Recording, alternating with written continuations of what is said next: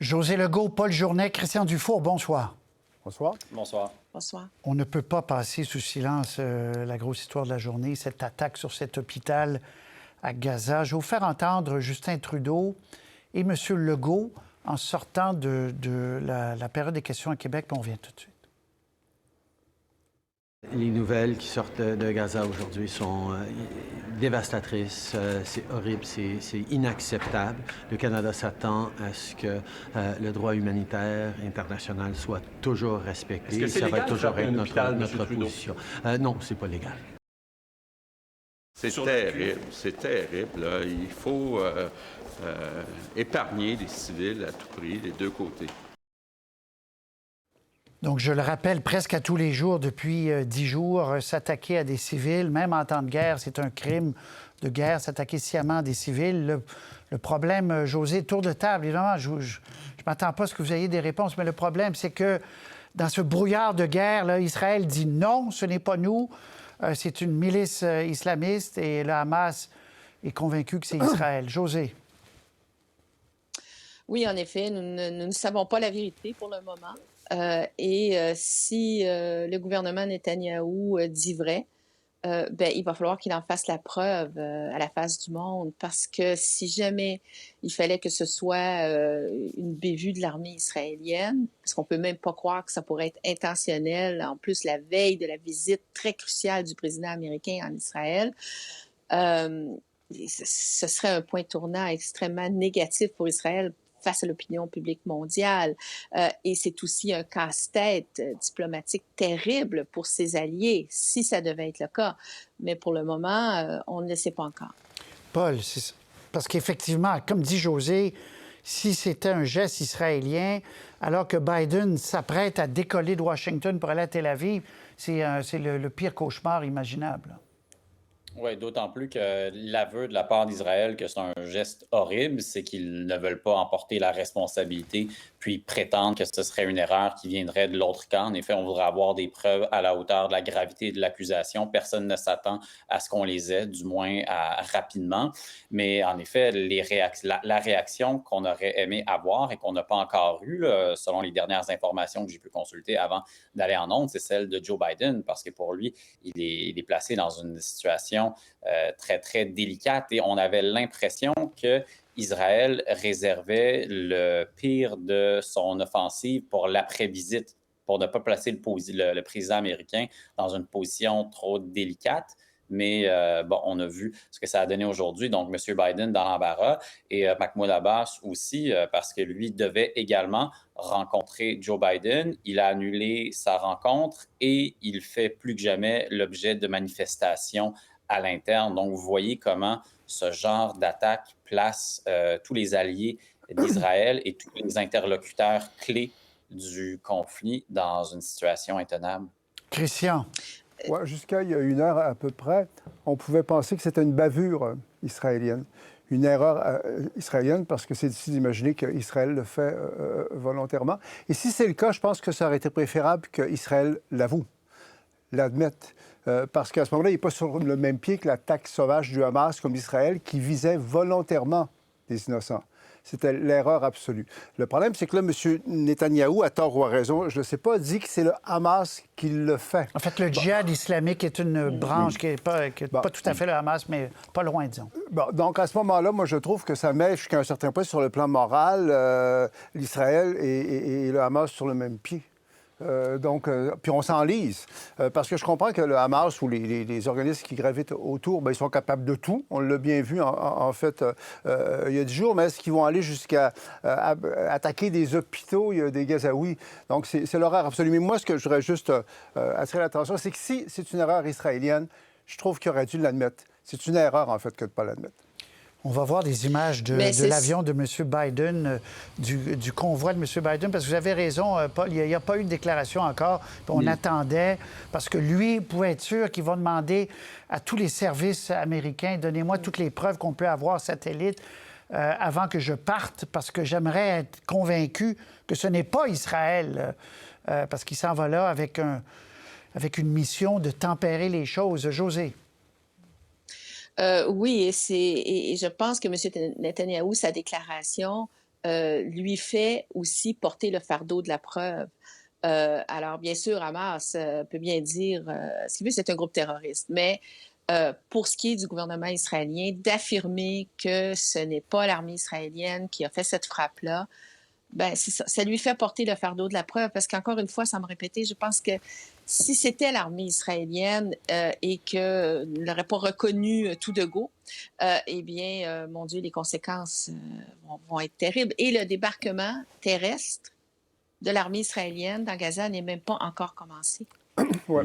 Oui, on vient de voir le tweet de Netanyahou qui a dit « Le monde doit savoir que ce n'est pas nous ». On le voit là. Oui. Il est très affirmatif. Il est très affirmatif. Mais la sympathie pour Israël, malheureusement, est souvent temporaire. Et ça risque d'être vraiment un tournant. C'est une catastrophe pour Israël, en fait, ce drame-là sur l'hôpital, parce qu'ils ne peuvent pas sortir gagnants de ça. Puis l'opinion publique, entre autres dans les pays arabes, où les milieux populaires pouvaient un peu avoir une certaine sympathie, en fait, parce que l'horreur absolue du Hamas n'est pas approuvée par tous les Arabes ou tous les musulmans. Là. Mais il reste que, là, maintenant, c'est que ça va être tentant de dire « Ah, ils sont attaqués à des hôpitaux. » Donc, c'est vraiment, pour Israël, c'est une catastrophe, en fait. OK. Mais attendons quand même de voir la suite. Oui, c'est ça. On va attendre de voir la suite, effectivement, parce qu'il y aura peut-être des éléments factuels qui vont permettre de trancher d'un côté ou de l'autre. Bon, on va revenir à des choses moins dramatiques, mais qui font quand même beaucoup parler. Les frais de scolarité, les droits de scolarité dans les universités. Québec, on le sait maintenant, va imposer des frais aux étudiants du reste du Canada qui viennent ici, beaucoup plus élevés. On écoute M. Legault sur sa justification et on revient. Je pense que d'augmenter les frais de scolarité, d'abord, il y a une question d'équité. Les contribuables québécois n'ont pas à payer pour la formation d'étudiants qui sont à l'extérieur du Québec. Deuxièmement, bien oui, quand je regarde le nombre d'étudiants anglophones au Québec, bien, ça menace la survie du français. Alors, gardez vos idées. Je reviens sur les images. Joe Biden est à la base d'Andrew. Il est entré dans l'avion et il décolle. Il arrive dans un contexte absolument explosif. Il devait donc faire cette grande tournée. On va en parler abondamment demain. OK, je reviens. C'est comme ça le direct. Je reviens aux frais de scolarité.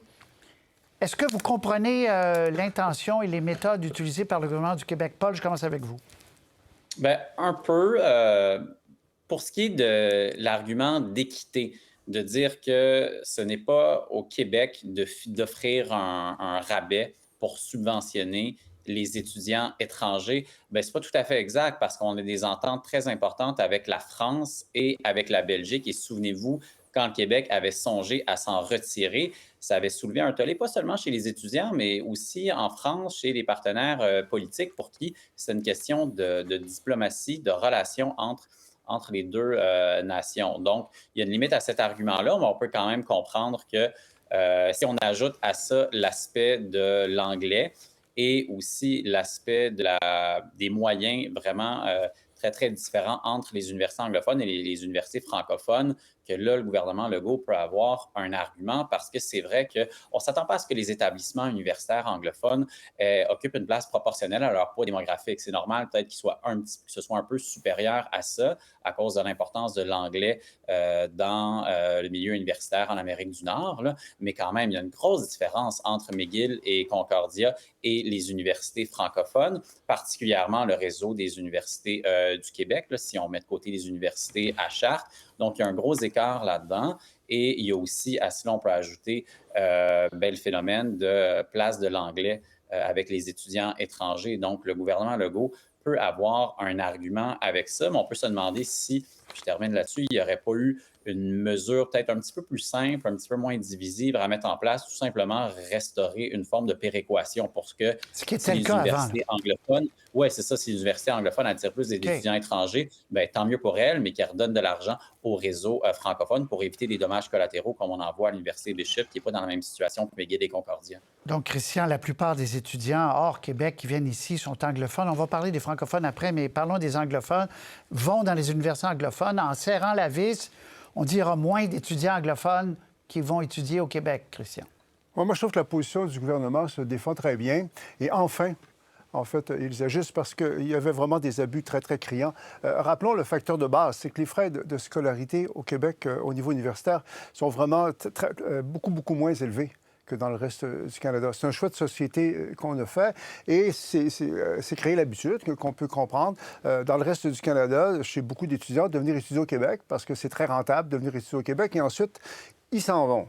Donc, il y a une espèce de manque à gagner au Québec qui est très, très, très important. Puis en plus, c'est lié quand même au facteur français-anglais. C'est qu'il y a quand même une montée de l'anglais au Québec. Là, je veux dire, à Montréal, si tu viens à Montréal, moi, je vis sur le plateau à Montréal, puis ce temps-ci, ça me trouble beaucoup. Là. Je veux dire, heureusement, on a réussi à faire fermer le chemin Roxham, là, mais les étudiants anglophones au Québec, il y en a vraiment beaucoup. Et je crois qu'il y a aussi l'aspect financier là-dedans. Il reste qu'on perd beaucoup d'argent. Donc, moi, je trouve que ça justifie. Il y a le cas de Bishop. Et vraiment, Bishop, on nous dit il y a des craintes parce qu'on se dit leur situation n'est pas la même que McGill et Concordia. Jusqu'à quel point c'est vrai ou pas, parce que c'est une petite université dans la région de Sherbrooke qui a l'appui de la communauté. Mais pour le reste, moi, je trouve que la position du gouvernement se défend très, très bien. Très bien. Josée? Sur le plan politique, c'est très habile, hein? Et puis, il ne faut pas ignorer le fait que ça se passe après la défaite de la CAQ dans Jean Talon et la victoire du Parti québécois. Donc, c'est clair que le gouvernement essaie d'occuper à nouveau le terrain dit identitaire. Et là, la question linguistique, c'est toujours bon pour ça. Cela étant dit, je suis d'accord avec Paul. Moi, je pense que j'aurais préféré qu'on rétablisse une vraie péréquation, là, plus juste. Mais si l'objectif, c'est de freiner l'anglicisation à Montréal, est-ce que cette mesure-là va vraiment le faire? Ça, c'est loin d'être évident et je pense que le gouvernement n'a pas fait cette démonstration-là. Une autre chose, j'ai entendu la ministre Pascale Derry en entrevue il n'y a pas tellement longtemps. C'est vraiment de mémoire, là, donc je vais paraphraser. On lui a posé la question, oui, mais les francophones hors Québec, eux, s'ils veulent venir étudier dans les universités anglophones au Québec, on fait quoi? Ah, ben il y aura moyen de s'arranger, il y aura moyen de moduler, il y aura moyen... Alors là, il y aurait comme une discrimination en plus qui s'installerait si jamais c'était le cas. Oui, mais je pense que... Et le dernier point... Attendez, parce que justement, là-dessus, j'ai des extraits.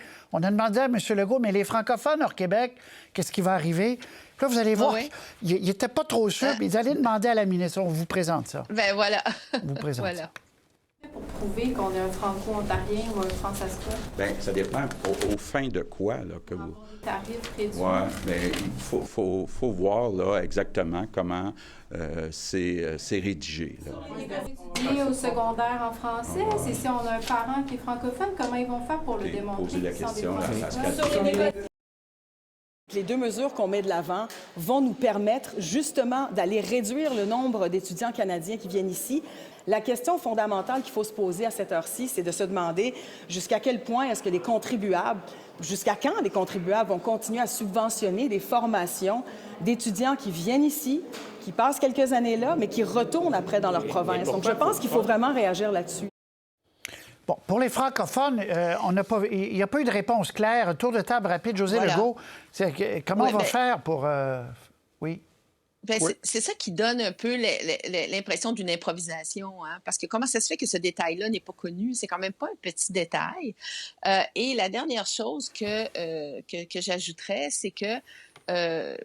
Legault, le gouvernement de la CAQ, ont choisi le fédéralisme, ont choisi de demeurer au sein du Canada. M. Legault a déjà déclaré qu'il voterait non s'il y avait un autre référendum. On ne sait pas organisé par qui, mais en tout cas, hypothétiquement. Et là, ben, je regrette, les étudiants du reste du Canada, ce ne sont pas des étrangers. Donc, politiquement, c'est aussi... ça soulève des points d'interrogation. Ça soulève beaucoup de gens au Canada. Ils sont furieux, là. Paul? Ben, Christian, c'est tout l'esprit de la loi 101. Là, quand on dit que les autres Canadiens ne sont pas des étrangers, là, en matière linguistique, là, la politique du Québec, depuis longtemps, c'est de favoriser le français. C'est clair que là-dedans, moi, j'appuie cette politique-là beaucoup. Au primaire et au secondaire. J'appuie... mais là, il l'applique à l'universitaire. Moi, je crois que... Et le gouvernement de la CAQ ne veut pas appliquer la loi 101. Moi, je ne crois pas que c'est... Oui, et moi, je critique ça, mais c'est pas ça l'enjeu, là, José. Ce que je veux dire, c'est que là-dedans, il y a une politique. José, je pourrais faire part de mon opinion.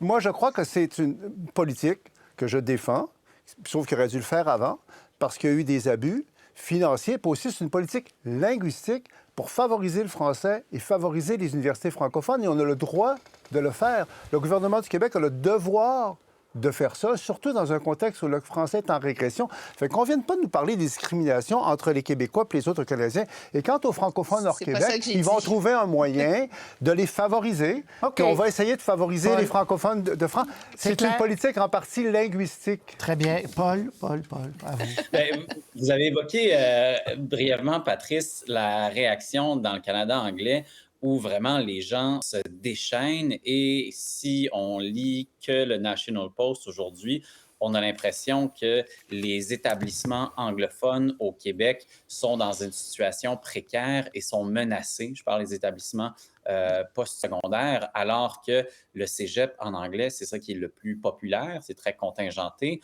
On manque de place par rapport à la demande des étudiants et les universités, en excluant le cas de Bishop, sont dans une position de force. Regardez le financement, regardez les moyens dont elles disposent, regardez le nombre d'étudiants.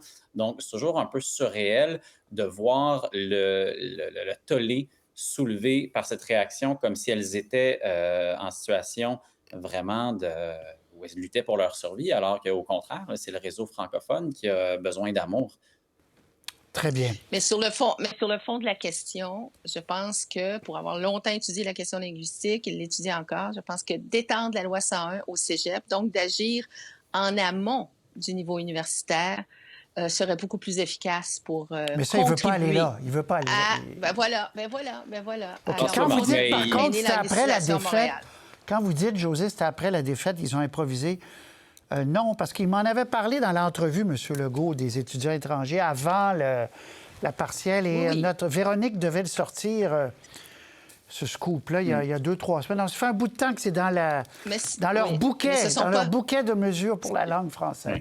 OK. Non, je comprends, mais ce ne sont pas des étudiants étrangers. Mais effectivement, ils avaient comme oublié l'angle mort, c'est les francophones hors Québec. José, Paul, Christian, à très bientôt. Au revoir. Merci. Merci. Au revoir.